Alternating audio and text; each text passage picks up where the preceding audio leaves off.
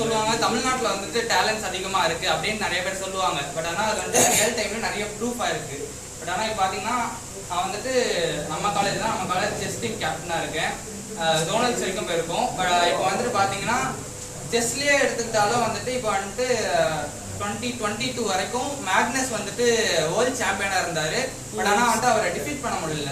But ஆனால் வந்துட்டு அவரை டிஃபீட் பண்ணணுன்ட்டு பல கண்ட்ரீஸ்லேருந்து பிளேயர்ஸ் வந்தாலும் பட் இப்போ வரைக்கும் அவரை டிஃபீட் பண்ண முடியாமல் 2022 முன்னாடி வரைக்கும் டிஃபீட் பண்ண முடியாமல் இருந்தது. பட் ஆனால் வந்துட்டு நம்ம தமிழ்நாட்டு பிளேயர் இப்போதான் அவருக்கு 18 இயர்ஸ் ஆகுது, பிரக்யானந்தா.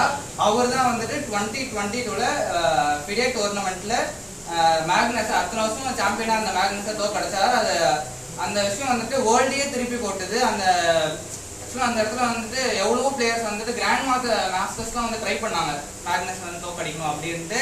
இப்போ வந்துட்டு இந்தியாவிலுமே வந்துட்டு ஃபர்ஸ்ட் இந்தியாவோட பெஸ்ட் செஸ் பிளேயரும் வந்துட்டு நம்ம தமிழ்நாட்டு பிளேயர் தான் விஸ்வநாதன்.